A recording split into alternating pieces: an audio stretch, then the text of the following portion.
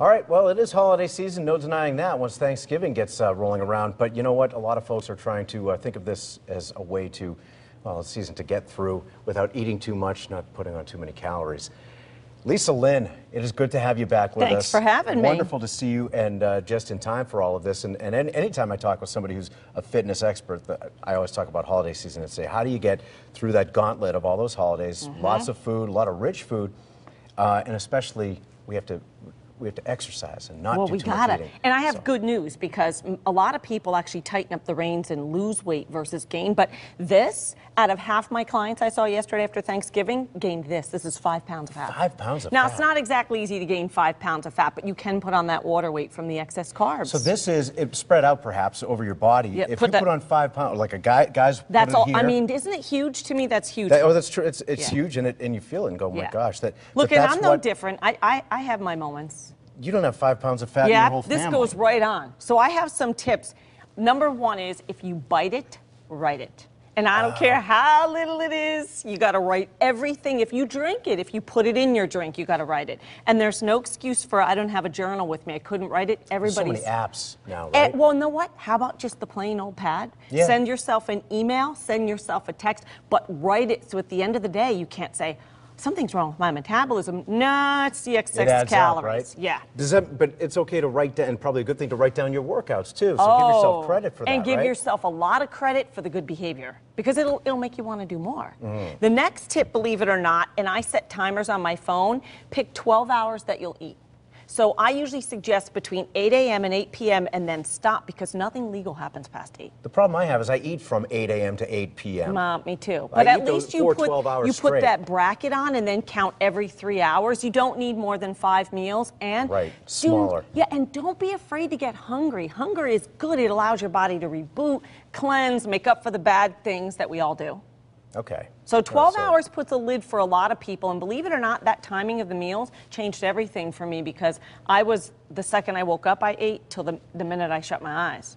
And that's too much? Yes, too much. All right, so we need basically half the day we're allowed to eat during that half. And it's very healthy, by the way. Reboots, cleans your system. I never thought of that. Detoxing, and we're not designed to eat. People get up at 4, including me, and we eat. You wouldn't be eating breakfast at 4. Oh, I eat breakfast at 2. Well, controls are, see, because we're eating emotionally, this puts a little control on. And then the first meal you should have, move away from the cereal bowl and the breads, especially after a bad day of eating. 2 foods everybody overeats on, carbs and fat. Yep. So the 2 things you should not be eating at breakfast, carbs and fat, to make up for that balance. And everybody's so afraid to do that. But you know I'm a big whey protein shake component, because it boosts the metabolism. And though, be really careful, because I'm finding this little bit of sugar. This could be in almond milk, soy milk, fruit. You don't want this sugar. It's a carb, and it's going to... in there, huh? Yeah. In all those smoothies you're buying at the food court, because this feeds this fat, and it's not going to go anywhere. Right. Okay. So if you're going to, I guess if you're going to have that, you need something on the skim side, or I say getaway protein shake as a tool, so as you navigate through the holidays and enjoy your life, it offsets it, and it's like money in the bank. Okay. Tell us what else you have Okay, next one, exercise on an empty stomach. If you want bulk, eat before you exercise. But if you want to lean out, exercise on an empty stomach. It'll help burn up, rev up your fat burning. And then number 2 is take something like, this is L-carnitine, that pulls fat into the cell, makes it get utilized. So you do want to take that before you work out. So before a workout, but not before or after eating. That's pretty much right. Correct. Pre-workout. And exercise metabolically. Not all workouts do that, by the way. If your workout doesn't say it boosts your metabolism, it doesn't. So throw a few 3 workouts a week in for metabolic boosting if you're trying to rev up your metabolic system so that you burn more calories even at rest and while you're sleeping. So different kinds of workouts for different kinds of goals. And I brought you a no excuse, by the way. You can do that at home in 30 minutes it takes, but it has to include this. Yes. Okay, so all right, so you have to have some resistance. Yeah, so fat burning, metabolic workout, then you drink your shake after that. No fruit is in there, by the way. To recover. Yeah, to recover and to hit your metabolism again. Is fruit a no-no when it comes to? Yeah, fruit is a no-no. Oh, it is? Fruit is great for bulking, especially bananas. But remember what we all overate on the last 2 days. Pie, carbs, carbs, crackers, cookies. You don't want those in there.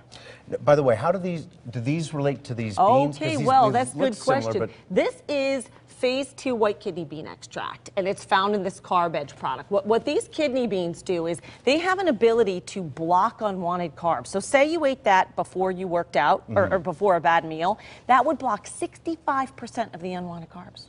Right before that meal. Yeah, All and right. you can't do it with beans. You would need like 90 bowls. But what that actually does is We it have to acts like finish a up, so yeah, sponge yeah, and soaks it won't up. let your body absorb it. It balances the blood sugar levels. So you want that in your purse before the bad meals. Great stuff to know, and folks, we'll have this on our website too, at WTNH.com later today.